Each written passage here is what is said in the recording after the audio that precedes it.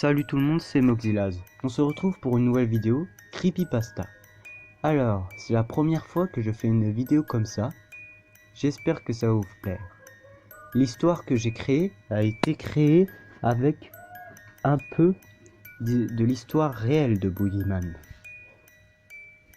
Merci et appréciez l'histoire. Boogeyman. Certains disent que cette histoire est fausse, mais c'est ce que on croit tous. Mais la famille qui a vécu cette histoire vous diront le contraire. Un jour, une famille acheta une très grande maison, sans savoir ce qui s'était passé au passé. Il y a très longtemps de cela, une famille qui pratiquait le vaudouisme voulait se venger de tous ceux qui l'avaient insulté. Un jour, ils prennent toutes ces personnes, les enferma dans une pièce et invoqua une sorte de démon qui se nourrissait des âmes des enfants. Et là, ce jour-là, il se nourrit l'âme des enfants, mais aussi des adultes qui étaient enfermés dans cette pièce. Juste pour ça, le Boogeyman resta enfermé dans cette maison à tout jamais. Un jour, quand la nouvelle famille emménagea dans cette maison, la première nuit, ils entendaient des bruits qui venaient du grenier. Pourtant, ils étaient que trois. Leur fils, la mère et le père. Le père, le lendemain, allait voir ce qui se passait dans le grenier, et quand il monta, il vit un croque-cercle fait avec des têtes de poupées. Et ces têtes de poupées avaient tous des yeux verrons et étaient assez flippantes. On aurait dit qu'il nous suivait du regard. Le père mit toutes ces têtes de poupées dans un carton.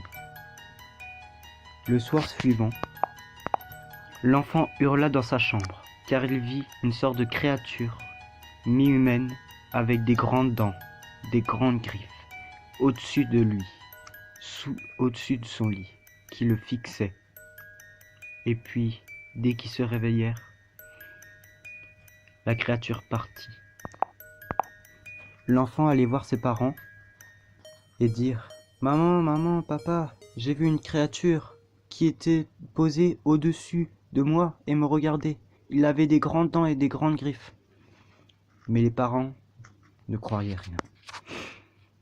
Le soir suivant, ils entendaient encore ces bruits. Mais cette fois, c'était dans la chambre de l'enfant. Mais vu que l'enfant n'était pas dans la chambre, ils se demandaient qui pouvait faire ces bruits-là. Car l'enfant était dans leur chambre. Il ne voulait plus retourner dans cette chambre. Le père voulut voir ce qui se cachait dans cette chambre et qui pouvait faire autant de bruit.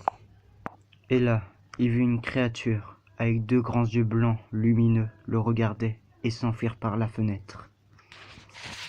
Le père referma la porte tout de suite, essayait de reprendre conscience de ce qu'il avait vu, rouvrait la porte, et là, la créature avait disparu. Mais pourtant, des grandes traces de griffes restaient sur le mur. Le lendemain, ils appelaient un spécialiste du paranormal. Le spécialiste inspecta la maison, mais il ne vit rien. Aucune onde, aucune présence maléfique. Le spécialiste dit à la famille « Je ne ressens rien de maléfique ici » et demanda s'il pouvait aller voir là où les bruits sont apparus pour la toute première fois. La famille les emmena dans la cave et le père, pendant qu'il accompagna le spécialiste à la cave, expliqua que la dernière fois, il vit un croque-cercle fait avec des têtes de poupées et qui rangea toutes les têtes de poupées dans le carton, à côté, sur la cheminée. Quand le spécialiste ouvra la porte, il vit quelque chose de très étonnant. Les têtes de poupées se remirent tous, s'étaient mis tous exactement à la même place pour reformer exactement le même croque-cercle. Mais ce qui était bizarre, c'est que le carton avait disparu. Le père leva la tête au-dessus de lui, il vit le carton accroché au plafond. Quand il rattrapa le carton, il regarda dedans et il vit écrit avec du sang: « Donne-moi ton âme ». D'un coup, le père lâcha le carton par terre et s'allongea quelques secondes pour reprendre conscience de ce qu'il avait vu. Il ne savait pas ce qui se passait ici.